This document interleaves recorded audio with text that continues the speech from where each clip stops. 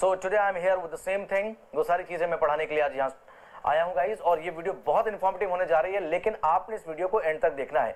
The reason being, if you do not watch till end you would not understand 100% of it, क्योंकि जो concepts हैं वो अपने पूरे समझने पड़ेंगे। अभी मैं आपको बताऊंगा चीजें कैसे करते हैं, और फिर मैं अराउंड 30 क्वेश्चंस में आपको इस वीडियो में प्रैक्टिस कराऊंगा। Though this video is going to be a bit long, but डालेंगे this would be very good and useful and informative for your people. ठीक है, ये बहुत इन्फॉर्मेटिव होने जा रही है। और कॉन्सेप्ट कैसे, जो आज तक आपको चीजें परेशान करती रही, सर PQRS कैसे किए जाए, कॉम्प्रिहेंशन कैसे करें, क्लोज टेस्ट कैसे करें। गाइस मैंने स्पॉटिंग एरर्स कराने शुरू कर दिए, इंप्रूवमेंट के वीडियोस आएंगे आपके पास, फिल द ब्लैंक्स। आज मैं PQRS करा रहा हूं, जल्दी क्लोज टेस्ट और क्लोज टेस्ट आएंगे आपके पास, और पैसेजेस भी मैं कराना शुरू करूंगा। ठीक है, I would not leave anything that can be taught anywhere. Anything that can be taught anywhere would be taught right here. जो चीज कहीं भी पढ़ाई जा सकती है वो आपको यहां पढ़ाई जाएगी फॉर श्योर। चलते हैं, देखते हैं PQRS के जो क्वेश्चन एग्जाम में आते हैं, आपके जो एग्जाम आने वाले हैं। चलिए ध्यान से समझते हैं। PQRS, कुछ लोग इन्हें PQRS बोलते हैं, कुछ लोग बोलते हैं इनसे क्या, जंबल्ड सेंटेंसेस। फाइन गाइस, अब होता क्या, एग्जामिनेशन में जो क्वेश्चंस आते हैं गाइस, शायद ही ऐसा कभी होता हो कि हम बिना क्वेश्चन पढ़े आंसर दे देते हो। क्या ऐसा कभी होता है कि हमने क्वेश्चन को पूरा पढ़ा नहीं और आंसर दे दें? क्या कहते हैं आप? ऐसा तो नहीं होता होगा। तो बस यही बात आपको समझनी है कि जो PQRS के क्वेश्चंस होते हैं वो भी हमें पूरे पढ़ने होते हैं, और तभी हम उसके आंसर देंगे। ये मैं क्या कहना चाह रहा हूं कि सर आप क्या कहना चाह रहे हो, समझ में नहीं आ रहा। मैं अभी आपको बताता हूं। ये यहां से लेकर यहां तक, this is one question guys. 1 से लेकर ये जो ऑप्शंस दिए हैं, ये पूरा एक क्वेश्चन होता है। हमें ये भी पढ़ना होता है, हमें थोड़ा ये भी देखना होता है, ये भी और ये भी। 6 वाला जो फिक्स होता है ये भी देखना होता है, और अल्टीमेटली हमारे पास जो 4 ऑप्शंस होते हैं ये भी पढ़ने होते हैं। ये ऑप्शंस क्यों पढ़ने होते हैं? क्वेश्चन को सॉल्व करना शुरू करें, मैं तो कहूंगा सबसे पहले आप ऑप्शंस पढ़ लें। Without even reading, I mean before even reading the 6 sentences, you must go for the options first. Fine, पहले आप जो 6 ऑप्शंस देख लें। The reason being because may be हम बहुत सारी मेहनत करें, बहुत कुछ करें, और करने के बाद अल्टीमेटली हमने कॉम्प्रोमाइज तो इनके साथ ही करना है। आपने कोई सीक्वेंस बनाया, बहुत मेहनत करने के बाद 4-5 मिनट लगा दिए, 4-5 मिनट्स यू वेस्टेड और इन्वेस्टेड देयर। फिर आपने देखा कि जो ऑप्शन आप बनाकर लाए वो ऑप्शन में ही नहीं है, तो उसका फायदा क्या होगा? ठीक है, तो आप बिल्कुल ऑप्शन देखें ताकि आपको ये पता हो कि आखिर अल्टीमेटली हमने पहुंचना कहां है, हमें पहुंचना क्या है, हमें करना क्या है, मंजिल क्या है हमारी। हमारा एक ऐसा ऑप्शन, हमारा एक ऐसा सीक्वेंस बन के आया जो हमारे पास ऑप्शन में नहीं था। It's of no use at all, the entire energy efforts went all wasted. ठीक है ना, तो चलिए हम देखते समझते हैं गाइस। ये हमारे पास एक सीक्वेंस, एक पैटर्न होता है एग्जाम में आने का। मैं फर्स्ट पैटर्न को डिस्कस कर रहा हूं। 3 तरह से क्वेश्चन एग्जाम में आते हैं जंबल्ड सेंटेंसेस के। पहला और 6 एक स्टोरी होती है, उसमें पहला और 6 कहानी में फिक्स्ड होता है। बीच में हमारे पास 4 सेंटेंसेस लिखे होते हैं PQRS। अब वो कहता है कि पहला फिक्स्ड है और लास्ट वाला फिक्स्ड है। इन PQRS को ऐसे रीअरेंज करो कि these 6 passages make a meaningful story।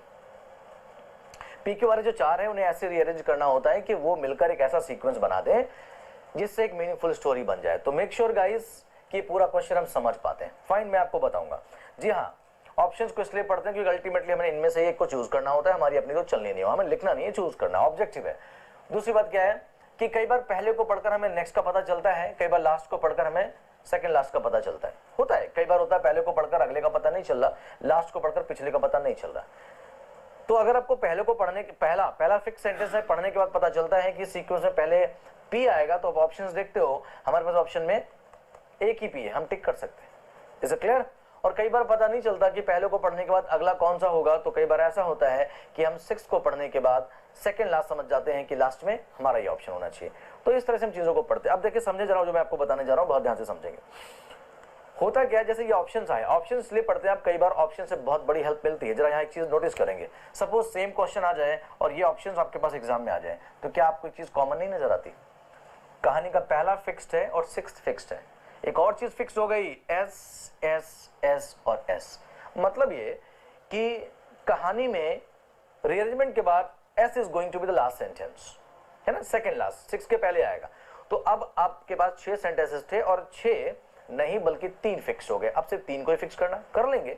तो कई बार हमें ऑप्शन से इतनी हेल्प मिल जाती है, and we need to take this help, we need to be prompt and attentive for this. इसके लिए हमें चीजों को प्रोएक्टिवली बड़ा ध्यान से अटेंटिवली करना होगा। ठीक है, चलिए आपने किया, पहले को पढ़कर अगला ढूंढते हैं, लास्ट को पढ़कर पिछला ढूंढते हैं। कई बार ये भी नहीं मिलता, पहले को पढ़कर अगले का पता नहीं चलता, लास्ट को पढ़कर सेकंड लास्ट का पता नहीं चलता, तो फिर आप क्या करते हैं मैं आपको बताऊंगा, ठीक है, बिल्कुल आपको बताऊंगा। मैं कह रहा था कि पहले को पढ़कर कई बार लास्ट अगले का पता नहीं चलता, लास्ट को पढ़कर सेकंड लास्ट का पता नहीं चलता, तो फिर हमें करना क्या होता है। देखिए सबसे बड़ी बात जो हमें करनी होती है guys, make sure we understand, हमें ढूंढने होते हैं मैंडेटरी पेयर्स। क्या ढूंढने होते हैं गाइज? मैंडेटरी और कंपल्सरी पेयर्स। अब पेयर्स कैसे होते हैं जरा समझेंगे। पेयर्स कई बार हमारे पास वर्ड्स के भी पेयर्स होते हैं और कई बार हमारे पास सेंटेंसेस के भी पेयर्स होते हैं। इस बात को जरा ध्यान से समझेंगे आप, ठीक है, बिल्कुल।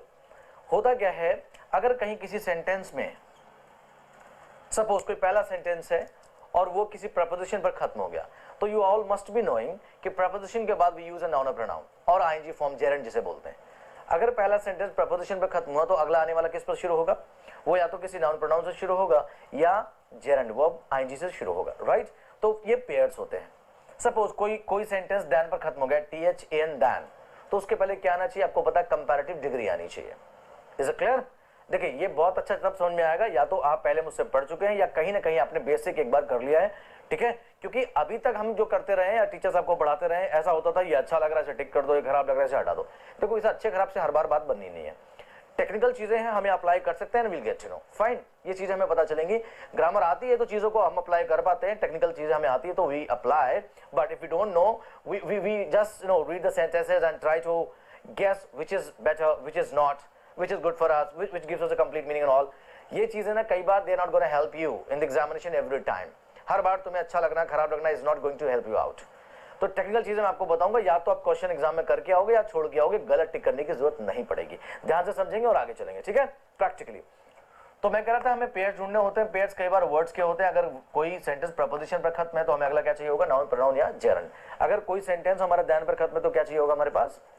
उसके पहले क्या चाहिए होगा? आपको पता है कंपैरेटिव डिग्री होगी, ठीक है। अच्छा दूसरी बात मैं आपको क्या बता रहा हूं कि अगर कहीं कोई सेंटेंस जो है खत्म हो रहा है वर्ब पर, तो वर्ब में आपको पता होना चाहिए कि वर्ब दो तरह के हमारे पास है। वर्ब काफी होती है बट पहले हमें देखना होगा कि वो ट्रांसिटिव वर्ब है या इंट्रांसिटिव वर्ब है, लिंकिंग वर्ब है, क्या है, तो उसके अकॉर्डिंग हम देखेंगे उसके बाद क्या आएगा। डेटा में क्लियर? फाइन, चलिए। अच्छा ऐसे ही सेंटेंसेस के भी पेयर्स होते हैं, ध्यान से समझेंगे सेंटेंसेस के पेयर्स कैसे होते हैं। सपोज गाइस पहले सेंटेंस में लिखा हो not only Tom is a good teacher, या Tom is not only a good teacher. अब अगला जो हम सेंटेंस ढूंढेंगे उसमें क्या ढूंढ रहे होंगे? बोलो, बिल्कुल सही कह रहे हो आप, बताइए। नॉट ओनली का पेयर क्या होता है गाइस? बट ऑल्सो होता है। तो if you come across not only in the first sentence, so the second is going to be beginning with but also. अगर पहले में नॉट ओनली आया तो अगले में बट ऑल्सो आएगा। सपोज पहले में नो सूनर आया तो आपको पता होगा अगले में क्या आएगा? दैन आएगा। ये सारी चीजें हमें पता होंगी, ठीक है ना।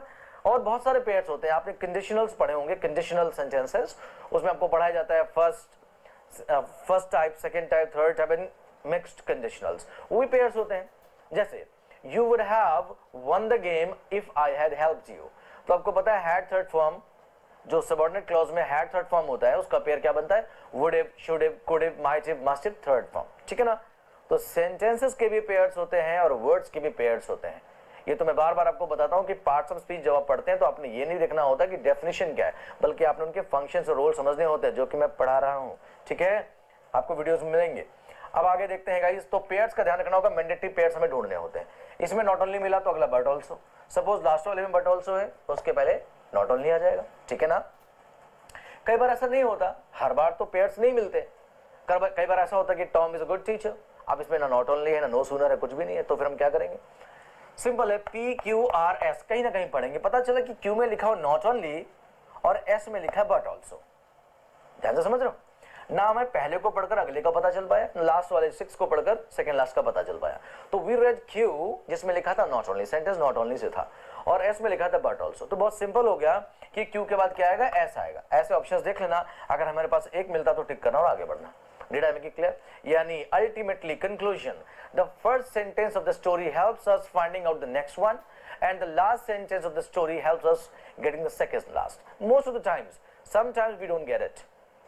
हमेशा अधिकांश ऐसा होगा कि पहले को पढ़कर अगला मिलेगा, लास्ट वाले को पढ़कर सेकंड लास्ट मिलेगा। अधिकांशतः ऐसा ही होगा, मोस्ट ऑफ द टाइम्स।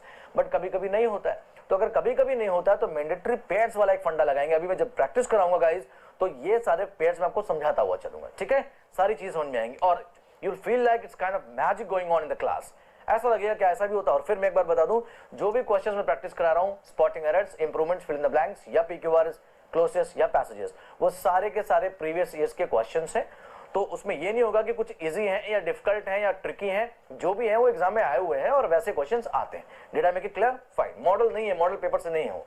तो चलिए देखते हैं, समझते हैं मैं क्या बताना चाह रहा हूं आपको। पेयर्स बिल्कुल ढूंढेंगे, आपको मैं बताऊंगा। देखिए पहला क्या लिखा हुआ है गाइस, फर्स्ट सेंटेंस जो होता है इसे बहुत ध्यान से समझना होता है। फर्स्ट सेंटेंस जो है ना, ये दो तरह का हो सकता है, दो पैटर्न का हो सकता है। हो सकता है कि पहला सेंटेंस जो होता है गाइस वो कंप्लीट सेंटेंस हो, जैसा अक्सर आप बैंकिंग एग्जामिनेशन में देखते हैं, एक बड़ा सा सेंटेंस होता है, कंप्लीट सेंटेंस होता है, सब्जेक्ट है, वर्ब है, ऑब्जेक्ट है, रेस्ट पार्ट है, ठीक है, एक कंप्लीट सेंटेंस होगा। तो ध्यान रखना, अगर एक कंप्लीट सेंटेंस है जो पूरा थॉट देता है कंप्लीट, उसके बाद हम अगला कैसे ढूंढेंगे।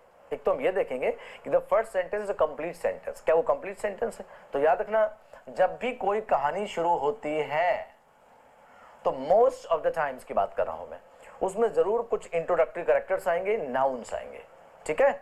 ऐसा कभी नहीं होता कि कोई कहानी प्रोनाउन पर शुरू हो, प्रोनाउन पर खत्म हो जाए। फर्स्ट स्पीकर की बात छोड़कर, फर्स्ट पर्सन की बात छोड़कर मोस्टली ऐसा नहीं होता, ठीक है।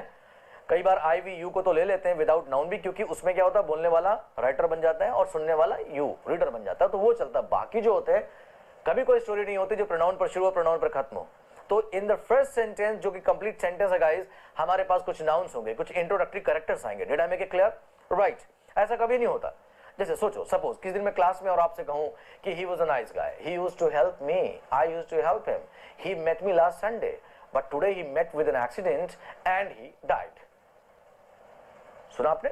वो अच्छा व्यक्ति था, वो मेरी मदद करता था, मैं उसकी मदद करता था, कल मुझे पिछले रविवार वो मुझे मिला, लेकिन कल उसका एक्सीडेंट हो गया और मर गया। इतना कहकर मैं घर चला जाऊं तो सारे के सारे, आप सारे के सारे उठकर मेरे पीछे घर तक आ जाओगे कि सर एक बार तो बता देते ही कौन था। ही मैंने प्रोनाउन लिया, लेकिन before taking this pronoun I should have introduced that noun for which I have taken the pronoun ही। तो ही बोलने से पहले कम से कम एक बार मुझे वो नाउन बताना चाहिए था जिसके लिए मैं बार बार ही ले रहा हूं। Did I make it clear? तो बिल्कुल ऐसा ही होगा। अगर कोई सेंटेंस कंप्लीट होगा तो उसमें नाउन्स आएंगे, और याद रखेंगे आप, उन नाउन्स के रिस्पेक्टिव हम क्या ढूंढेंगे? प्रोनाउंस देखेंगे। क्या देखेंगे guys? Pronouns. Did I make it clear? मतलब अगर पहले सेंटेंस में टॉम आ गया तो हमारी जो तलाश होगी वो ही होगी। अगर पहले सेंटेंस में जूली आया, सीता आया, जूली आया, है ना, तो हमारी तलाश शी होगी। अगर हमारे पास कोई एनिमल आया, कोई ट्री आया, कोई सिटी आई, कुछ भी, उसके लिए इट लेंगे। Did I make it clear? Plural आया, boys, players, students, singers, teachers, तो दे लेंगे। तो जो भी पहले वाले सेंटेंस में इंट्रोड्यूस हुआ है उसका रिस्पेक्टिव प्रोनाउंस हमें ढूंढने होंगे। Did I make it clear? तो जो प्रोनाउंस हम ढूंढ रहे हैं, अगर ऐसा ऑप्शन एक ही है, सपोज टॉम लिखा हुआ था फर्स्ट फिक्स सेंटेंस में कहानी के, और टॉम के लिए मैं ही ढूंढ रहा था, और ही मिला मुझे क्यू में, तो मैंने ऑप्शंस देखे और क्यू से शुरू होने वाला सिर्फ एक ही ऑप्शन है, इसे टिक कर देंगे, आपका आंसर है। जब जो चीज आपने ढूंढ निकाली अगर वो एक ही ऑप्शन में, तो टिक करो। लेकिन कई बार ऐसा होता है कि मैं ही ढूंढ रहा था और ही पी में भी है, क्यू में भी है, आर में भी है और एस में भी है, और चारों ही ऑप्शन हमारे पास दिए होते हैं।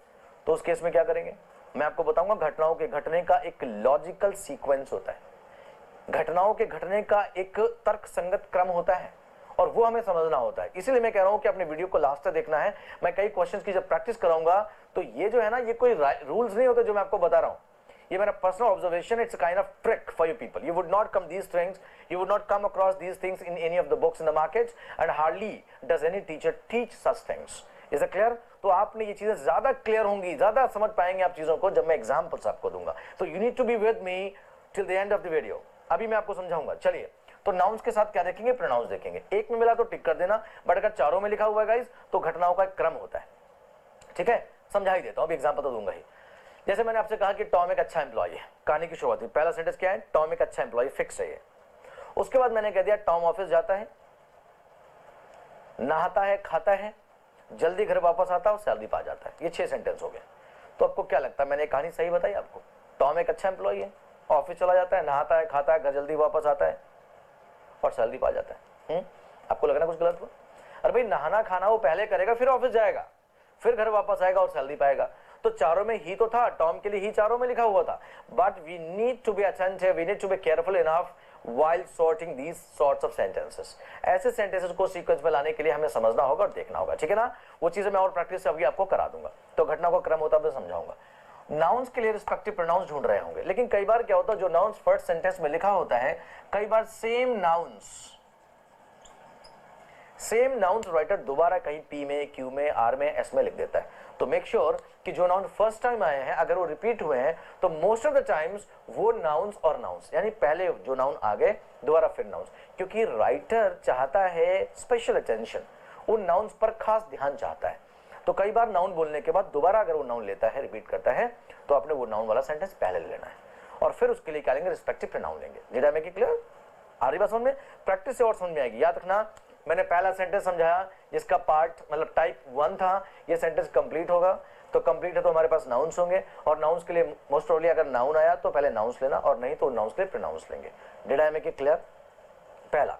बट कई बार ऐसा हो सकता है कि जो सेंटेंस हो वो कंप्लीट ना हो सकता है कंप्लीट सेंटेंस ना हो जो पहला दिया हो। कई बार ऐसा भी आता है एग्जाम में, 6 सेंटेंसेस कंप्लीट हैं, पूरे 6 अलग अलग इंडिविजुअल कंप्लीट सेंटेंसेस, उन्हें हमें मिलाकर एक कहानी बनानी है।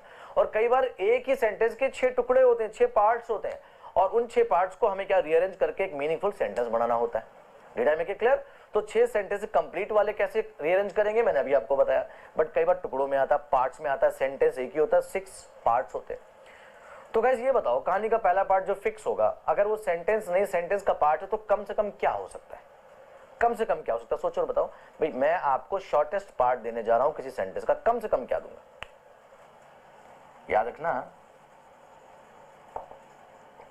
This has to be a subject. Most of the times ये एक सब्जेक्ट होगा, ठीक है। और भूले नहीं आप कि सब्जेक्ट मैं आपको बार बार पढ़ा चुका हूं, या तो नाउन होता है या प्रोनाउन होता है, कुछ और नहीं होता है, क्योंकि नाउन प्रोनाउन ही होते हैं जो सिंगुलर प्लुरल हो सकते हैं, बाकी कुछ भी सिंगुलर प्लुरल नहीं होता। और इन सिंगुलर प्लुरल के लिए, यानी नाउन प्रोनाउन जो सब्जेक्ट हो, इन सिंगुलर प्लुरल नाउन प्रोनाउन के लिए ही हमारी वर्ब सिंगुलर प्लुरल बदल जाती है। तीन ही चीजें सिंगुलर प्लुरल होती है पूरी लैंग्वेज में, वर्ब, नाउन, प्रोनाउन। वर्ब हर बार बदलती है अपने सब्जेक्ट के लिए। तो अगर हमारा सब्जेक्ट कैसा है, सिंगुलर, तो वर्ब कैसी होती है, सिंगुलर। प्लुरल तो वर्ब कैसी होती है, प्लुरल। तो मैंने कहा अगर हमारा दिया हुआ सेंटेंस कंप्लीट सेंटेंस नहीं, तो कम से कम हमारे पास क्या दिया होगा, सब्जेक्ट। सब्जेक्ट के बाद जनरली हम क्या ढूंढते हैं, वर्ब, और फिर क्या लेते हैं, ऑब्जेक्ट, और फिर क्या लेते हैं, रेस्ट पार्ट। ये जो यहाँ आर लिखा हुआ है ये रेस्ट पार्ट है। सब्जेक्ट, वर्ब, ऑब्जेक्ट और आर का मतलब rest part. Rest part most of the times एक एडवर्बियल फ्रेज मिलता है, या ये फ्रेज होता है। Did I make it clear? Most of the times.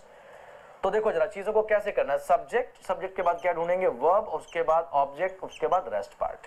इस बात को समझ लो, सब्जेक्ट कई बार एग्जाम में हो सकता है कंप्लीट ना होकर इनकम्प्लीट हो। इनकम्प्लीट हो। अभी सब्जेक्ट इनकम्प्लीट कैसे हो सकता है मैं आपको समझा चुका हूं। मैंने कहा गाइस, नाउन प्रोनाउन सेंटेंस का सब्जेक्ट बनता है, तो नाउन हो सकता है एक वर्ड का हो, टॉम, जूली, सीता, गीता, राम, या कई बार नाउन जो ना फ्रेज, नाउन फ्रेज भी तो हो सकता है। The boy sitting under a tree was doing nothing, तो ये पूरा सेंटेंस का सब्जेक्ट बना, the boy sitting under a tree, phrase हो गया, नाउन फ्रेज हो गया, राइट। और कई बार नाउन क्लॉज भी तो हो सकता है, why you help him every day makes me upset. Sentence की वर्ब समझ में आई आपको, मेक्स हुई, why you help him every day ये पूरा सेंटेंस का सब्जेक्ट हुआ, this is a noun clause. तो याद रखना, हो सकता है सेंटेंस का सब्जेक्ट पूरा दिया हो, या हो सकता है कैसा हो, इनकम्प्लीट हो। Did I make it clear? Fine. वो तो जब अभी सीक्वेंस में क्वेश्चंस कराऊंगा आपको बता दूंगा।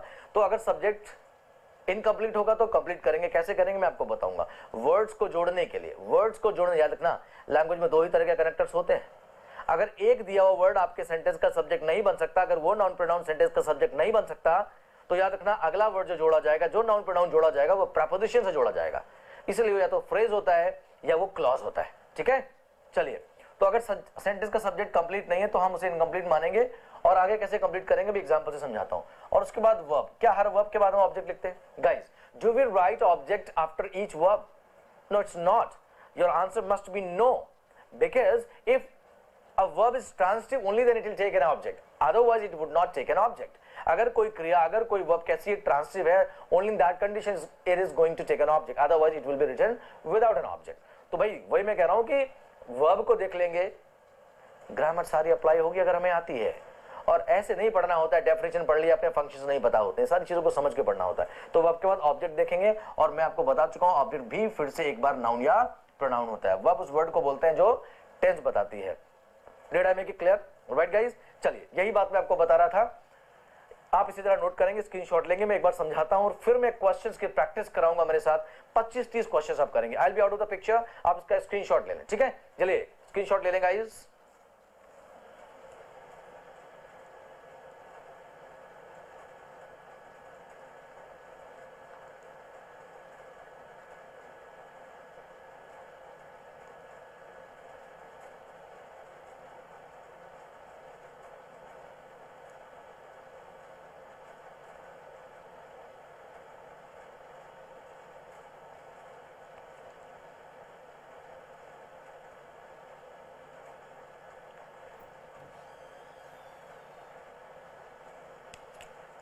ऑलराइट गाइस, आई होप आपने स्क्रीनशॉट ले लिया होगा। स्क्रीनशॉट ले लिया। चलिए अब देखते हैं, मैं एक बार बता देता हूं मैंने क्या बताया।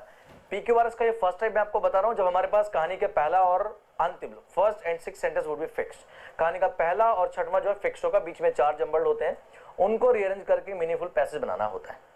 सेकंड टाइप, थर्ड टाइप भी आगे मैं आपको डिस्कस करूंगा, जो बैंकिंग एनडीए सीडीएस वगैरह में आता है वो भी। कई बार ना इसमें कुछ भी फिक्स नहीं होता, 6 के 6 जम्बल्ड होते हैं, कई बार सिर्फ 4 ही सेंटेंस आते हैं, चारों जम्बल्ड होते हैं। वो बी और सी टाइप होगा जो मैं अभी आपको आगे पढ़ाऊंगा। पहले इसको देखते हैं। अब कहानी में सबसे पहले हमें मैंडेटरी पेयर्स देखने होते हैं, और पेयर्स वो वर्ड के भी हो सकते हैं, सेंटेंसेस के भी हो सकते हैं, ठीक है? वो भी प्रैक्टिस में आपको समझ में आएगा। सेंटेंसेस जैसे नॉट ओनली के साथ बट ऑल्सो, नो के साथ, दैन वाला। पहला जो सेंटेंस होता है वो या तो कंप्लीट सेंटेंस होगा, subject verb object rest part, पूरा कंप्लीट एक थॉट देगा आपको, मीनिंग देगा। अगर ऐसा करता है तो हम क्या ढूंढेंगे उसके लिए? उस सेंटेंस में जरूर आएंगे नाउन्स कहानी की शुरुआत में, और उन नाउन्स के लिए क्या देखेंगे आप? प्रोनाउंस। और अगर दोबारा नाउन आए हैं, अगर नाउन्स रिपीट किए गए तो नाउन के बाद वो नाउन लेना, फिर प्रोनाउन लेना। Did I make it clear? और हो सकता है वो सेंटेंस कंप्लीट ना हो तो कम से कम क्या दिया होगा? सब्जेक्ट दिया होगा। हर चीज को सब्जेक्ट नहीं मानेंगे, रिमेंबर, सब्जेक्ट उसे ही मानेंगे जो नाउन या प्रोनाउन होगा। और उसके बाद हम क्या ढूंढेंगे? वर्ब। फिर क्या देखेंगे? ऑब्जेक्ट। फिर क्या देखेंगे? Rest part. Did I make it clear? कई बार अगर सब्जेक्ट इनकम्प्लीट था और गलती से हमने कंप्लीट मान लिया तो जब सीक्वेंस बनाएंगे वह खुद ब खुद समझ में आ जाएगा तो जो पार्ट हमने कंप्लीट माना था वो इनकम्प्लीट था, क्योंकि जो हिस्सा अभी लगाना है उसके साथ लिखना था वो कहीं और फिक्स ही नहीं हो पाएगा। तो दोबारा हम सब्जेक्ट पार्ट में आकर उसे जोड़ देंगे। ये सब सारी बातें आपको कब समझ में आ रही हैं? जब क्वेश्चन देखने शुरू करते हैं। सबसे पहला क्वेश्चन बोर्ड पर लिखा हुआ है, देखते और समझते हैं, ठीक है? क्या गाइस, चलिए देखते हैं। अच्छा, ये तो पता होगा ना कि सेंटेंस क्या होता है और सब्जेक्ट क्या होता है। सेंटेंस में अपना सब्जेक्ट होगा, अपना वर्ब होगा और पूरा थॉट होगा। जब तक ऐसा ना हो तो उसे आप सेंटेंस नहीं बोलेंगे, चाहे जितना बड़ा लिखा हो। मैं अगर कहूं the boy sitting under a tree along with his parents and friends, इतना बड़ा सेंटेंस, तो ये सेंटेंस थोड़ी है, ये एक्सप्रेशन सेंटेंस नहीं है। अभी आप इसमें कोई फाइनाइट वर्ब नहीं है जो टेंस बताए, तो कितना ही बड़ा सेंटेंस क्यों ना हो। A boy along with his friends and parents in the park under a tree on a table, ये सेंटेंस अभी नहीं है। तो सेंटेंस तभी सेंटेंस माना जाएगा जब वो कंप्लीट थॉट देगा और उसमें अपनी एक वर्ब होगी। Did I make it clear guys? चलिए अब आगे देखते हैं। फर्स्ट क्वेश्चन आपके साथ बोर्ड पर आया, जब देखते हैं वहां और समझते हैं इस ट्रिक से कैसे करेंगे, ये देखते हैं। कुछ समय तक मेरे साथ आपको चलना होगा। चलिए, लिखा sentence the decade of 70s। क्या लिखा guys? The decade of 70s, कहानी की शुरुआत हुई। सिर्फ इतना मुझे बताओ कि वो जो आपने लिखा द डेकेड ऑफ 70s, ये सेंटेंस है या नहीं?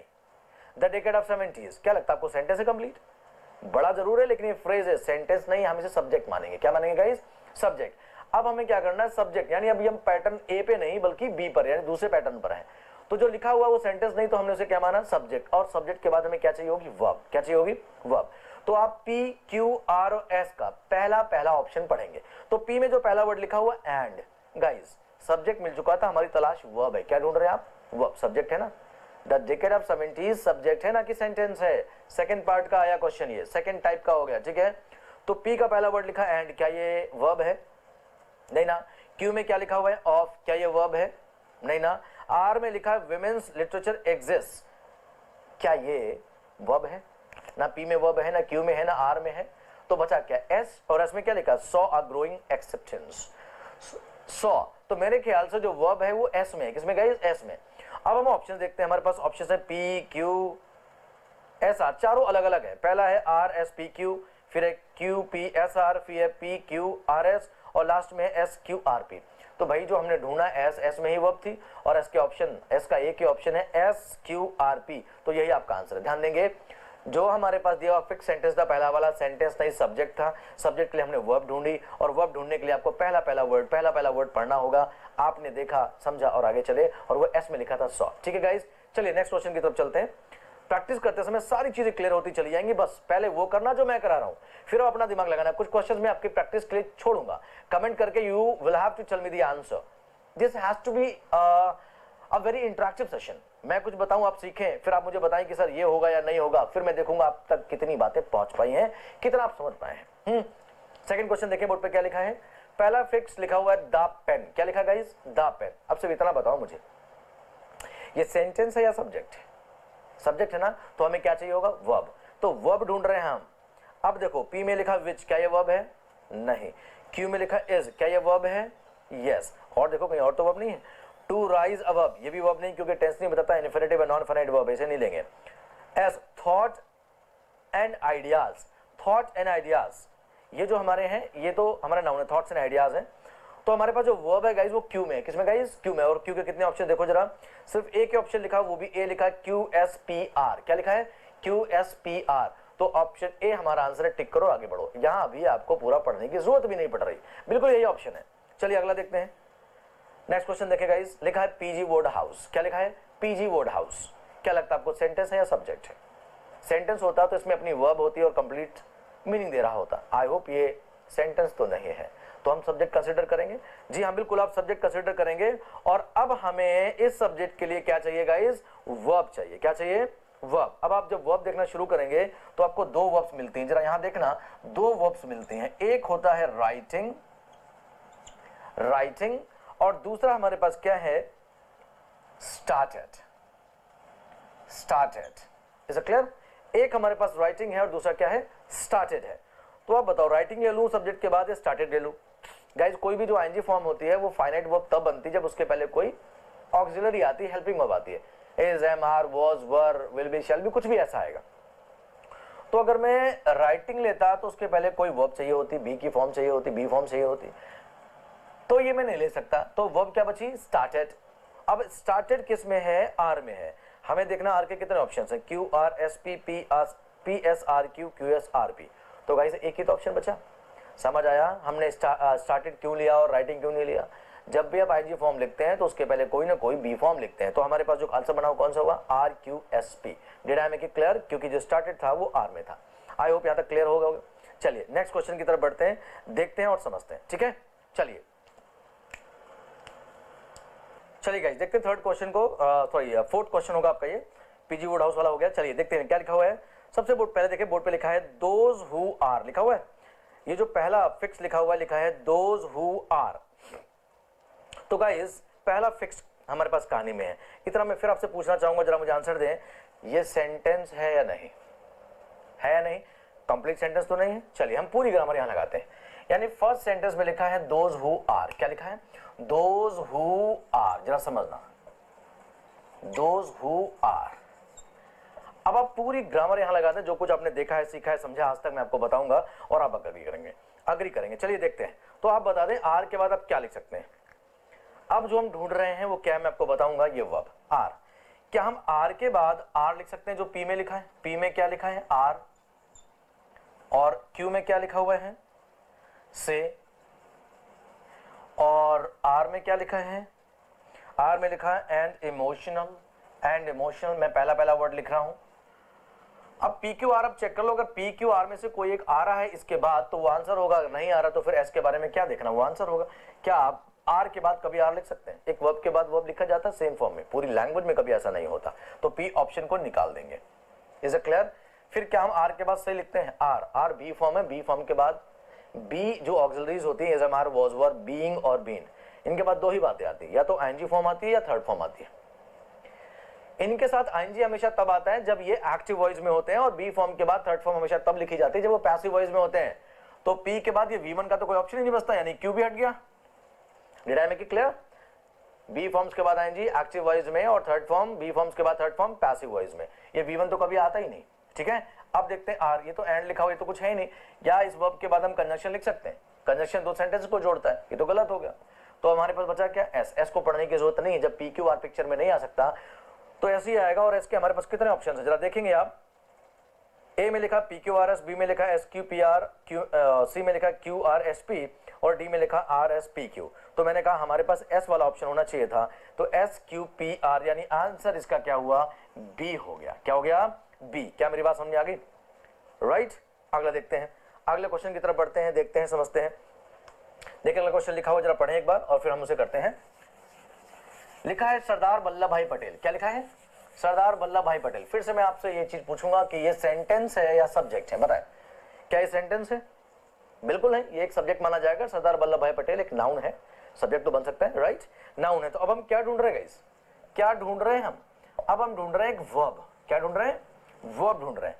तो जब हम वर्ब ढूंढ रहे हैं तो देखते हैं कहां क्या लिखा है। वर्ब हमारे पास एक है क्यू में, क्यू में क्या लिखा है, डिस्प्लेड, पहला वर्ड डिस्प्लेड। और उसके बाद एक वर्ब है आर में, आर में लिखा लीडिंग। क्या लिखा गाइस, लीडिंग, डिस्प्लेड और ये लीडिंग। तो गाइस आप बता दो, सब्जेक्ट हमारे पास था, अब हमें वर्ब लेनी है। वर्ब कौन सी लूं, कौन सी वर्ब ले लूं मैं, डिस्प्लेड ले लूं या लीडिंग ले लूं? अभी अभी मैंने आपको बताया, if you writing ING form it has to take a be form before it. अब हमारे पास बी फॉर्म तो है नहीं, सरदार वल्लभ भाई पटेल के बाद सीधे लीडिंग कैसे आ जाएगा?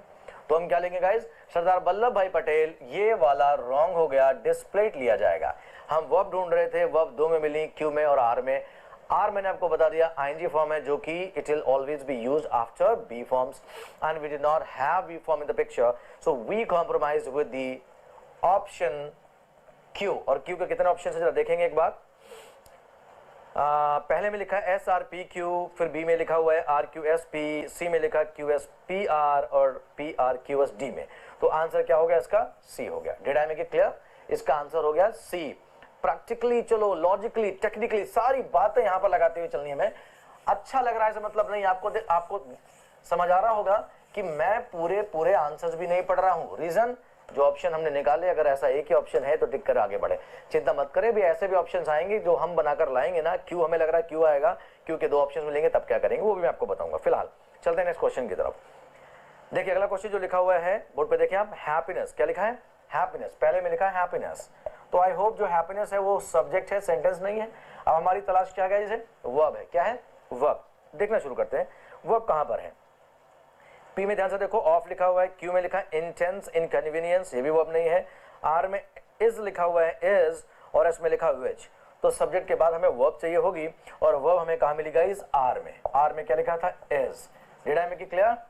आर में क्या लिखा है, इज। तो यही हमारा क्या है, ऑप्शन है। और आर के कितने ऑप्शन देख लेंगे आप, P R S Q, R P S Q, S P Q R, S Q P are.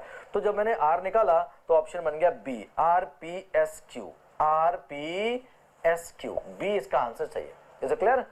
Fine. कुछ लोग कह रहे होंगे सर हैप्पीनेस के बाद विच भी लिख सकते हैं। देखो जी ऐसा है, जो मैं करा रहा हूं पहले आप वो करें, जो ट्रिक मैं दे रहा हूं पहले आप वो अप्लाई करें। अगर वो ना लगे तो आपकी सारी बातें मैं मानूंगा, ठीक है? मैं आपकी मानू, आप मेरी भी माने। चलिए, तो ये क्वेश्चन नंबर हो गया।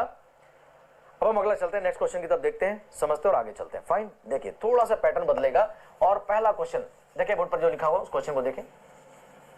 क्या लिखा, अ फ्यू डेज लेटर। पहला जो फिर क्वेश्चन लिखा हुआ है वो लिखा है a few days later, a few days later, ठीक है? A few days later. अब प्रैक्टिकली आप ये बता दो, इसका मतलब होता है कुछ दिनों बाद। क्या हम ऐसा कोई सेंटेंस लिख सकते हैं जिसमें a few days later sentence का सब्जेक्ट बन पाए? क्या हम ये लिख सकते हैं सेंटेंस की तरह? क्या हम इस फ्रेज को लिख सकते हैं, अ फ्यू डेज लेटर? जी हाँ, मैं इसे सब्जेक्ट मान लेता और वर्ब ढूंढ लेता, लेकिन ध्यान से समझो, मैंने आपको बताया था सेंटेंस का subject can be a noun और अ प्रोनाउन। और याद रखना ये हमारा एक एडवर्बियल फ्रेज है। क्या है, एडवर्बियल फ्रेज। रीजन, मत जाओ टेक्निकलिटी में, यूं ही समझा देता हूं। तुम ऐसा वाक्य तो मुझे बताओ, ऐसा सेंटेंस तो मुझे दो जिसमें you can use this expression, this phrase as a subject. कुछ दिनों बाद बताओ, कोई सेंटेंस बना सकते हो ऐसा? क्या बोलोगे आप? कुछ दिनों बाद राम आया, कुछ दिनों बाद बारिश हुई, कुछ दिनों बाद वो मुझे मिला, कुछ दिनों बाद मैंने उसे फोन किया। अरे इन सभी में सब्जेक्ट है अलग, ये तो टाइम डिनोटिंग वर्ड्स हैं। और टाइम डिनोटिंग फ्रेज जो होता है या टाइम डिनोटिंग वर्ड्स होते हैं, most of the time 99% they are adverbs. यही रीजन है कि सेंटेंस का सब्जेक्ट नहीं बन सकता। यानी हमारी तलाश अभी क्या है, एक सब्जेक्ट को ढूंढने की है। हम यहां एक सब्जेक्ट ढूंढेंगे। थोड़ा टिपिकल है, ध्यान से समझेंगे, सब कुछ आसान नहीं होगा, कुछ मुश्किल भी होगा। तो हमारी तलाश क्या है इस सब्जेक्ट की है। अगर आप देखोगे तो पी में लिखा व्हेन माय फ्रेंड, देखा आपने, लिखा पी में when my friend noun subject बन सकता है, ठीक है। पहले को पढ़कर पता चला कि सेंटेंस का सब्जेक्ट नहीं बन सकता और मुझे लग रहा है कि पी होना चाहिए पहला, और पी का ऑप्शन भी दिया है, ऐसी बात नहीं, पी का ऑप्शन भी दिया हुआ है। लेकिन जरा समझो, अगर आप छठवें ऑप्शन को पढ़ोगे, नीचे जाके लिखा है इसी में वॉक्ड इनटू माय ऑफिस, क्या लिखा है 6 में नीचे क्या लिखा है, वॉक्ड इनटू माय ऑफिस। तो वॉक्ड भी तो वर्ब है, इस वर्ब को भी तो अपना क्या चाहिए होगा, सब्जेक्ट चाहिए होगा। या सुनो, अगर मैं यहां ये सब्जेक्ट ले लूं, पी ले लूं व्हेन माय फ्रेंड, तो इसके पहले भी तो कुछ चाहिए होगा। रेडा में क्लियर? इसका मतलब हमें एक और सब्जेक्ट चाहिए, एक जो सेंटेंस की शुरुआत करे और लास्ट छठवें के पहले आए। तो अब देखते हैं, लिखा क्यू दैट नाइट, और आर में लिखा I was working on a report that had to go. ज्यादा समझना, टेक्निकलिटी है थोड़ी सी यहाँ पर। दैट नाइट तो एडवर्ब हो गया, ये टाइम डिनोटिंग है, सेंटेंस का सब्जेक्ट नहीं बनेगा। जैसे कुछ दिनों बाद, अ फ्यू डेज लेटर नहीं बन सकता, दैट नाइट नहीं बन सकता, यानी दैट नाइट से सेंटेंस शुरू, यानी सीक्वेंस शुरू नहीं होगा, हटा दो, है ना। अब जो एस में लिखा है दैट हैड टू गो, ये जो दैट हैड टू गो है ना, दैट क्या है, दैट हैड टू गो जो लिखा है एस में गाइस, जो एस में लिखा है दैट, वो एक रिलेटिव प्रोनाउन है, रिलेटिव प्रोनाउन है, और हर रिलेटिव प्रोनाउन अपने पहले क्या लेता है, एंटीसीडेंट लेता है। तो दैट हैड टू गो, जो दैट आया वो रिपोर्ट के लिए आया है, यानी एस के पहले आर आएगा, यहां रिपोर्ट और यहां दैट, दैट और ये रिपोर्ट। एक बात यहां से ये पक्की हो गई, क्या, I was working on a report that had to go that night when my friend walked into my office। समझ आया? यानी शुरुआत आप कर सकते हैं, यानी हमें ये पता चला मैंडेटरी पेयर्स आर और एस का है, आर और एस का। जरा देख लें, आर के बाद एस जिसमें लिखा है वो हमारा आंसर हो जाएगा। तो ऐसा ऑप्शन डी है, दिख रहा है आप सभी को, पहले में लिखा है पी आर क्यू एस, दूसरे में लिखा हुआ है आर क्यू एस पी, तीसरे में लिखा है क्यू पी एस आर, और चौथे में लिखा है आर एस क्यू पी। तो भाई इसका आंसर जो बना वो डी बना। क्या बना गाइस, डी। क्या मेरी बात समझ में आ गई? इसका आंसर डी है। चलिए अब आगे चलते हैं अगले क्वेश्चन की तरफ। देखें बोर्ड पर जो आ रहा है क्वेश्चन, उसे देखते हैं और फिर हम अगले समझते हैं। ऐसे ध्यान से समझते रहेंगे, जितनी प्रैक्टिस करेंगे इन चीजों की उतना आपके लिए आसान होता जाएगा, ठीक है। इन पे कोई ऐसा रूल नहीं होता कि ओवरनाइट आप लगाएं और कर पाएं, ट्रिक लगेगी सारी जो मैं आपको बताऊंगा, समझेंगे और आगे चलेंगे। चलिए अगला क्वेश्चन बोर्ड पे आ रहा है, इसे देखें, समझें और हम आगे चलते हैं। तो नेक्स्ट क्वेश्चन जो आया हमारे पास, क्या लिखा है गाइस, द इंपॉर्टेंट थिंग लिखा हुआ है, द इंपॉर्टेंट थिंग लिखा है विनिंग इज नॉट, ऐसा लिखा हुआ है। अच्छा सिर्फ ये बता दो कि पहला वाला जो लिखा है ये सेंटेंस है या सब्जेक्ट है, इतना तो बता ही सकते हो। सेंटेंस नहीं, क्या है, सब्जेक्ट है। तो सब्जेक्ट है तो हम वर्ब ढूंढेंगे। पी में लिखा विनिंग, आईएनजी फॉर्म, फिर मैंने बार बार बताया बिना बी फॉर्म्स के नहीं आएगा, इसे हटाओ। इज आ सकता है, आर में बट लिखा है, क्यू वाला इज आ सकता है, आर में बट लिखा है नहीं आएगा, एस में लिखा है इन द ओलंपिक गेम्स, ठीक है, और 6 में टेकिंग पार्ट। तो हमें लग रहा है कि क्यू से इसकी शुरुआत होनी चाहिए। किससे होनी चाहिए, क्यू से, उसमें वर्ब लिखी हुई है। अच्छा क्यू का ऑप्शन में हमारे पास है क्यू पी आर एस, लेकिन जरा इस वाले को पूरा ध्यान से पढ़ना, क्योंकि हर बार जो तुम सोचो और जो बनाकर लाओ जरूरी नहीं वो आंसर हो जाए। क्यू पी आर एस जो आपने लिखा हुआ है, ध्यान से देखेंगे आप, क्यू क्या कहता है, पूरा सेंटेंस, द इंपॉर्टेंट थिंग, जो सीक्वेंस बनेगा, the important thing is not winning, is not winning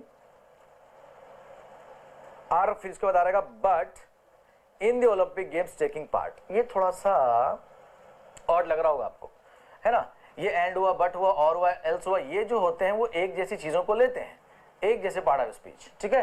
tense लिखो तो लगभग एक जैसा लिखो, ठीक है। आइडियाज कॉन्ट्रडिक्ट करता है, कॉन्ट्रास्ट के लिए यूज होता है, लेकिन एक जैसी चीजों में उसने मेहनत की लेकिन फेल हो गया, तो पास्ट टेंस है, ठीक है, समझ में आया।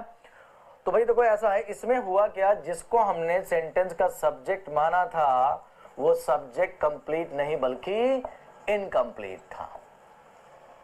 ये सीक्वेंस ऐसे बन जाएगा, the important thing in the Olympic games is not winning what but taking part, यानी इसकी शुरुआत क्यू से ना होकर एस से होगी।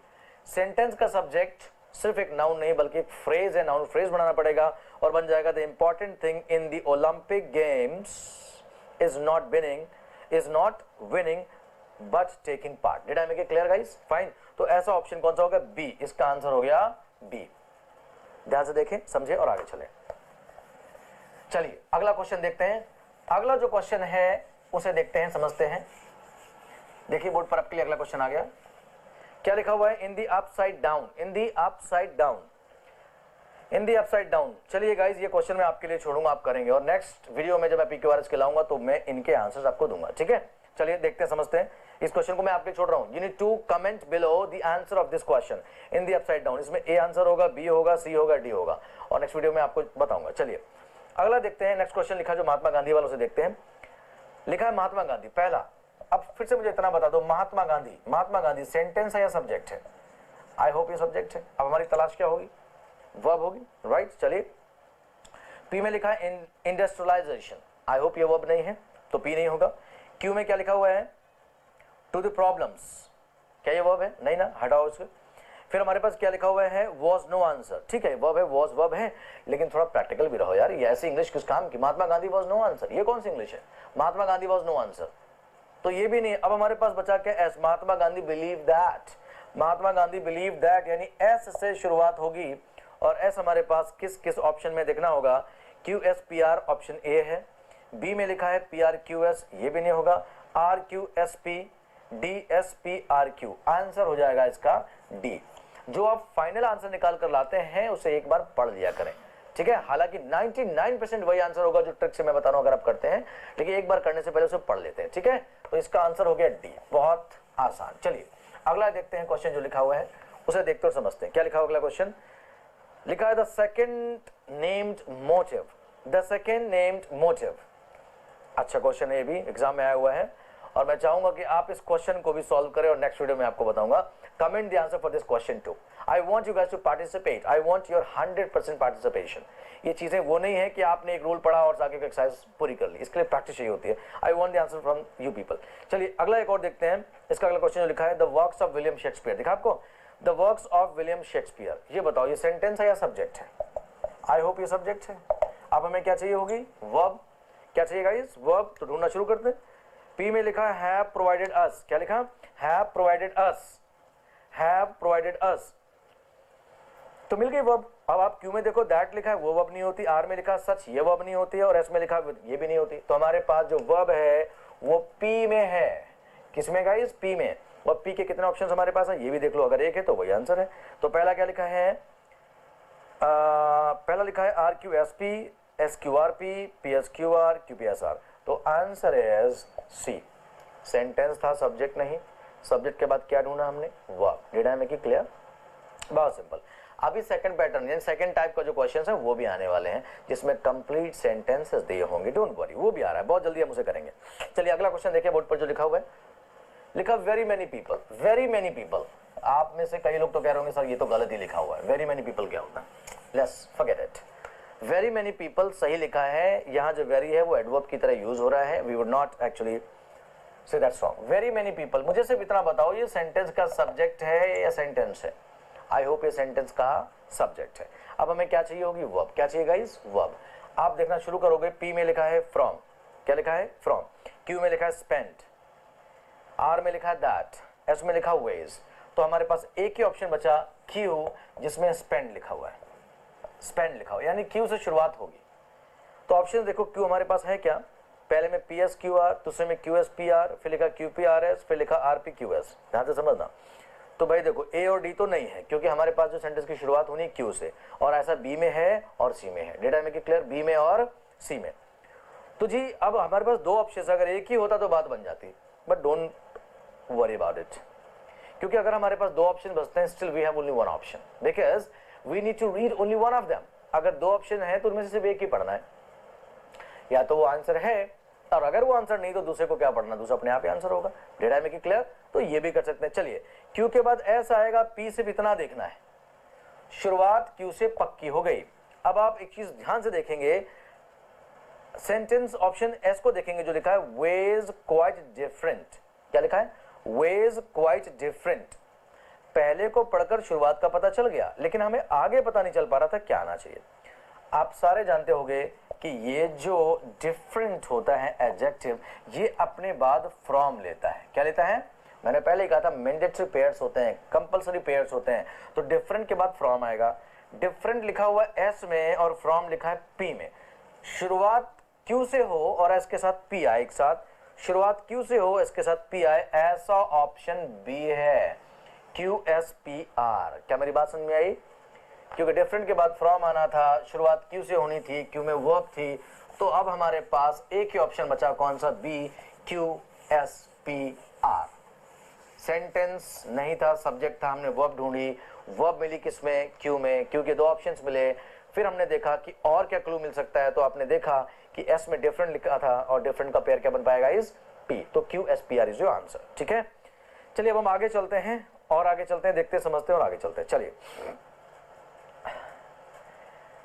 अब सेंटेंसेस धीरे धीरे डिफिकल्ट होते चले जाएंगे। ठीक है, धीरे धीरे ये चीजें डिफिकल्ट होती चली जाएंगी, हम समझेंगे और आगे चलेंगे। ठीक है, फाइन। चलिए तो देखते हैं अगला क्वेश्चन जो लिखा है, sometimes you can figure out. Sometimes you can figure out, आपने आउट लिखा, ये कंप्लीट सेंटेंस नहीं और सब्जेक्ट भी नहीं मानेंगे, इनकम्प्लीट सेंटेंस है। अब आप देखना, मैंडेटरी पेयर्स की बात करते हैं, क्या लिखा गाइस? आउट। आपको पता आउट क्या होता है? प्रपोजिशन होता है। क्या होता है? प्रपोजिशन। अब प्रपोजिशन के बाद हमेशा क्या आएगा? कोई नाउन या प्रोनाउन। पी में पहला वर्ड देखो ध्यान से, क्या लिखा है? ऑफ लिखा है। क्या है? नाउन प्रोनाउन होता है? ये तो खुद प्रपोजिशन है, नहीं आएगा। क्यू का पहला वर्ड देखो क्या लिखा है? और लिखा है। क्या है? नाउन प्रोनाउन है, नहीं आएगा। और उसके बाद R, its place and the story और इन द सेंटेंस। तो गाइस फिर मैंने आपको बताया था, इट्स, तो ये एक तरह का क्या आ गया? ये एक तरह का पॉजिटिव एडजेक्टिव होता है, लेकिन इट आया कहां से? जब अभी मैंने ऐसा कुछ बताया ही नहीं आपको, ऐसा कोई नाउन ही नहीं दिया, तो इट किसके लिए आपने ले लिया? तो हम इट नहीं ले सकते। अब बचा क्या? An unfamiliar word. Preposition out के बाद हमारे पास जो ऑप्शन बचा वो बचा एस। एस यानी आएगा, सेंटेंस की शुरुआत होगी। और एस के कितने ऑप्शन हैं देखेंगे ध्यान से जरा। Are S P Q, S R Q P, Q P R S, P R S Q. तो भाई एस का एक ही ऑप्शन है, तो जब एस का एक ही ऑप्शन है तो S R Q P is our answer. So the answer for the given question is B. B is our answer. Did I make it clear? बिल्कुल, बी हमारा आंसर होगा प्रपोजिशन के बाद। ठीक है, अब हम आगे चलते हैं, अगले क्वेश्चन को देखते हैं क्या लिखा है। Even today in many countries, even today in many countries. आगे चलते हैं, ध्यान से समझेंगे। ये जो पहला वाला है, ये सेंटेंस का सब्जेक्ट है या सेंटेंस है? इतना तो पता है सेंटेंस नहीं है। Even today in many countries complete sentence तो नहीं है, नहीं है ना? अच्छा एक बात मैं और आपको बता दूं, इसमें जो है ना सब्जेक्ट भी नहीं है, क्योंकि हम बात अगर करें इवन टुडे की, ये टाइम हो गया, तो ये तो एडवर्ब हो गया, राइट। इन मेनी कंट्रीज की अगर बात करेंगे तो इन मेनी कंट्रीज, आप बोलोगे सर ये नाउन है, ये सेंटेंस का सब्जेक्ट क्यों नहीं हो सकता? क्यों नहीं हो सकता? तो मैंने आपको बताया, सब्जेक्ट वर्ब अग्रीमेंट टॉपिक में पढ़ाया कि प्रपोजिशन के बाद लिखा नाउन या प्रोनाउन कभी सेंटेंस का सब्जेक्ट नहीं होता। देखो दिया हुआ sentence even today in many countries, sentence खुद में ये था नहीं। जब ये सेंटेंस नहीं था तो कम से कम सब्जेक्ट होता, तो मैं वर्ब जोड़ देता, सेंटेंस को लेकर आगे चलता। But the point is this is neither a sentence nor a subject. Why not a subject? Because there is no noun और pronoun that can be a subject of the verb. तो ये subject नहीं और ये हो नहीं सकता, ये एडवर्ब है, तो भाई ये भी सब्जेक्ट नहीं बन सकता। तो अब हमारी तलाश क्या है? ध्यान रखना, हमें क्या ढूंढना है? सब्जेक्ट। जरा देखें और देखकर बताएं कि पी क्यू आर एस में से कौन सा आपके लिए सब्जेक्ट बन सकता है। ध्यान से देखें, समझें और बताएं। हमारी तलाश है सब्जेक्ट, और बताएं मुझे कि क्या बनेगा सब्जेक्ट। ध्यान से देखें और समझें, ठीक है। देखिए जी, नेग्लेक्टेड तो वर्ब हो गई, ये क्या सब्जेक्ट बनेगी? वुमेन कंटिन्यूड, वुमेन एक नाउन है, ये हो सकता है। वुमेन जो क्यू में लिखा है वुमेन, दैट्स अ नाउन।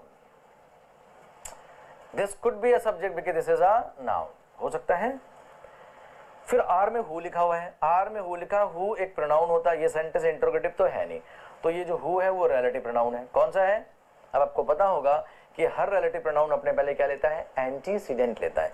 यानी रिलेटिव प्रोनाउन जिस नाउन प्रोनाउन को रिलेट करता है उसे एंटीसीडेंट बोलते हैं आप, और वो एंटीसीडेंट इसके ठीक पहले होना चाहिए। तो रिलेटिव प्रोनाउन हु भी सब्जेक्ट नहीं बन सकता, क्योंकि जिसको रिलेट कर रहा है इसे पिक्चर में आना होगा। तो भाई ये नहीं बन सकता, ये सब्जेक्ट बन सकता है। तो क्यू के कितने ऑप्शन हैं आप एक बार देखेंगे जरा, क्यू के कितने ऑप्शन हैं?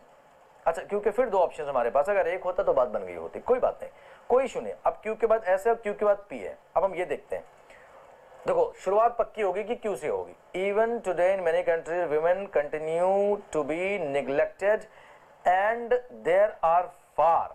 अच्छा ये देखो पेयर की बात करते हैं, शुरुआत तय हो गई कि क्यू से होगी। हमारे पास आर में, ऑप्शन आर में हु लिखा हुआ था, हु क्या था, रिलेटिव प्रोनाउन, और हु हुम हुज आपको पढ़ाया जाता है, ह्यूमन बीइंग्स के लिए आते हैं। तो इस हु के ठीक पहले क्या आएगा, इसका एंटीसीडेंट आएगा।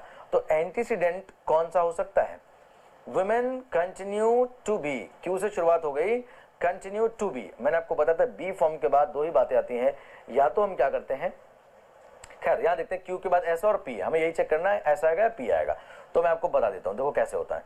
क्यू के बाद एस लिखा है, are far fewer women than men, ये एस में लिखा है, और पी में लिखा हुआ है निग्लेक्टेड, निग्लेक्टेड। तो देखो अब इसमें क्या है कि क्यू पी और Q S, S fewer men than women continue to be. देखो पहले हम बात करते हैं टू बी जो लिखा है, तो हमारे पास क्यू के बाद एस और पी का ही ऑप्शन है। मैंने आपको बार बार बता दिया कि बी की कोई भी फॉर्म होती है, is am are was were, या कोई बीइंग या बीन, उसके बाद या तो आईएनजी लिखना होता है या हमें क्या लिखना होता है, थर्ड फॉर्म। बीइंग के बाद तो आईएनजी अपने लिखते हैं। तो जब ये टू बी लिख दिया आपने, तो टू बी यानी जो कि क्यू है उसके बाद एस में फीवर तो आ नहीं सकता, इज क्लियर। तो हम क्या लेंगे इसमें, नेग्लेक्टेड, क्यू पी आएगा। बी फॉर्म के बाद दो ही बातें बताई, आईएनजी और थर्ड फॉर्म, तो यानी क्यू के बाद बात पक्की होगी, क्या आएगा, पी आएगा। एक तो ये हमें मिल गया। अब आप अपने आप ही देखोगे, जब इसे आप सीक्वेंस को लिखोगे तो आगे आपको मिला क्यू पी एस आर, तो एस में क्या आ गया, मैन आ गया, और मैन के बाद हु आ जाएगा। डेटा में क्लियर। तो इसका जो आंसर बनेगा guys, it's all very simple, Q P S R, Q P S R, और ये ऑप्शन है आपका सी। डेटा में clear, that's your answer, Q P S R your answer.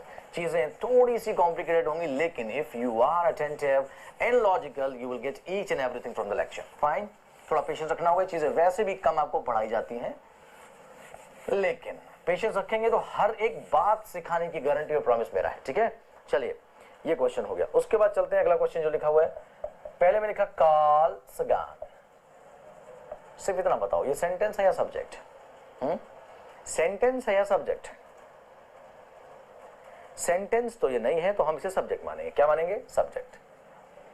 ये नाम है, एक नाउन है, प्रॉपर नाउन है काल सगान। अब हमें क्या चाहिए, वर्ब।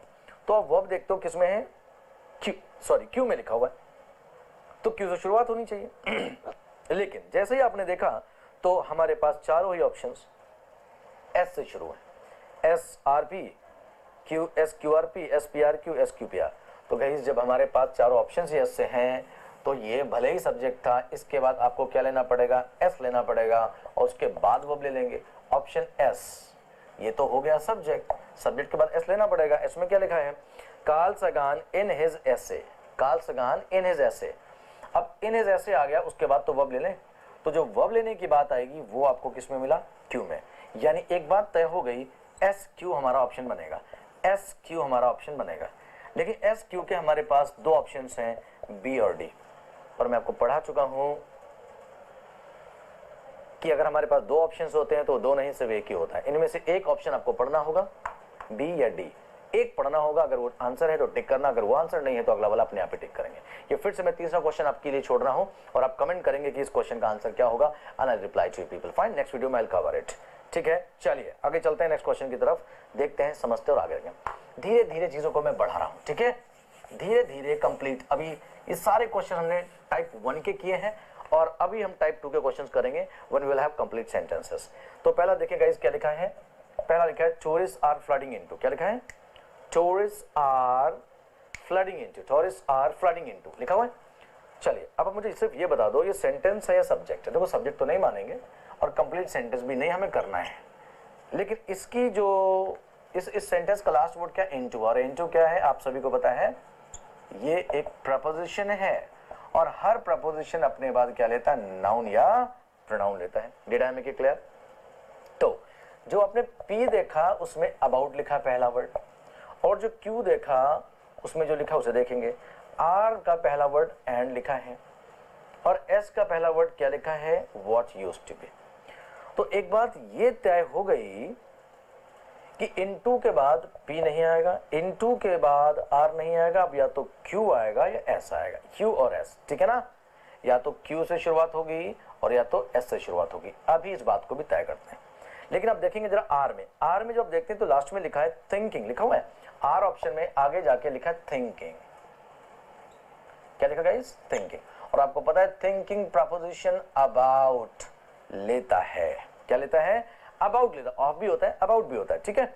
तो भाई आर के बाद पी आएगा, ये बात पक्की हो गई। क्या आर के बाद पी आएगा, ये बात पक्की हो गई। यानी अब जो हम ढूंढ रहे हैं वो आरपी ढूंढ रहे हैं। क्या ढूंढ रहे हैं? आरपी।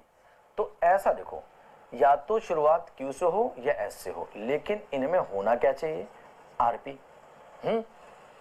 तो क्यू और एस के दो ऑप्शन हमारे पास है। क्यू से जो शुरू हो रहा है वो सी है, और जो एस से शुरू हो रहा है वो बी है। यानी या तो सी, सॉरी सी तो नहीं है, हमें तो क्या चाहिए? आरपी चाहिए होगा, आरपी। तो बस आरपी, आरपी का ऑप्शन जो हमारे पास है वो क्यू एस से जो शुरू हो, तो क्यू वाला जो ऑप्शन सी है वो तो गलत हो जाएगा। तो हमारे पास क्या बचा? S Q RP. RP RP ढूंढो आप गाइस। पहले में आरपी नहीं है, दूसरे में आरपी है, तीसरे में आरपी नहीं है, और चौथे में आरपी है। तो जो चौथा डी ऑप्शन है वही हमारा आंसर बनेगा। Sorry let's take it back. देखो हमारी शुरुआत क्यू एस से होगी, तो क्यू और एस की वजह से ए, पहले तो ए को पिक्चर से निकाल दो और डी को पिक्चर से निकाल दो। अब हमारे पास या तो बी आंसर होगा या सी आंसर होगा, ठीक है। और बी में क्या लिखा हुआ है एक बार पढ़ लेते हैं, एस क्यू आर पी, और सी में जो लिखा हुआ है क्यू आर एस पी। मैंने कहा आरपी एक साथ आना चाहिए, ए डी आ नहीं सकते, आरपी एक साथ आना चाहिए। तो आरपी वाला ऑप्शन कौन सा बन गया? B, S Q R P is the answer. Did I make it clear? Fine guys, है ना। तो इस तरह से चीजों को देखना है कि प्रपोजिशन था इनटू, याद रखें the first sentence, the first fix sentence has a preposition at last, and we all know that a preposition takes a noun और pronoun, so we were actually looking for a noun or pronoun. So option P did not have any noun pronoun, so P was cancelled. Then we came to Q. Q and S were the probable options, but in R and P we did not have a noun that can be written right after into. So we eliminated P and R. P and R were eliminated. We were left with two options, Q or S. So when we came into the options, given options, we look at them. A and D were removed. A or D were eliminated because A and D. You can see there A and D. A was beginning with R and D was beginning with again R. So R cannot be because it has and, which is a conjunction, and we cannot place a conjunction after a preposition. So A and D options were eliminated. Now we left with B or C. B or C. After knowing this, we can start the sequence with S or Q. एक चीज और हमें पता चली, जब हमें पता चल गया कि ऐसा कैसे शुरू होगा, एक बात और पता चल गई कि आर के बाद पी आएगा। आर के बाद पी कैसे आएगा? क्योंकि आर का जो लास्ट वर्ड था थिंकिंग था, and thinking is being used intransitively in the picture, so इसने अपनी वर्ब क्या ले ली? प्रपोजिशन क्या ले ली इसके बाद? अबाउट। तो आरपी एक साथ आए और एस क्यू में से एक आए, तो आरपी का एक ही ऑप्शन बचा बी और सी में से, और वो आंसर हो गया, ठीक है। तो alright guys, I will stop the class right now. अभी मैं इस क्लास में इतना ही आपको पढ़ाऊंगा। और अभी याद रखें, मैंने आपको बताया था कि पहला सेंटेंस जो होता है वो दो तरह का होता है, या तो ये कंप्लीट सेंटेंस होता है, और या तो ये सेंटेंस का सिर्फ सब्जेक्ट होता है, या सब्जेक्ट भी इनकम्प्लीट होता है। अभी हमने ये वाला टाइप किया है क्वेश्चंस का। अभी ये टाइप जो बहुत डिफिकल्ट माना जाता है कई बार, आप लोग को लगता है, तो मैं अभी ये जो फर्स्ट टाइप के क्वेश्चंस हैं in which we will have a complete sentence, उन्हें कैसे करते हैं वो मैं नेक्स्ट वीडियो में पार्ट 2 में पीक्यूआरएस के आपके लिए आऊंगा। और आई होप मैंने 3 या 4 क्वेश्चंस आपके लिए छोड़े हुए हैं। You need to comment below the answers for those left questions, fine, और उन्हें मैं एक्सप्लेन करूंगा नेक्स्ट वीडियो में, fine. So thank you so much watching me today, and thank you so much for joining me here. Catch you guys in the next video. Thank you so much. My name is JS Yadav. Thank you.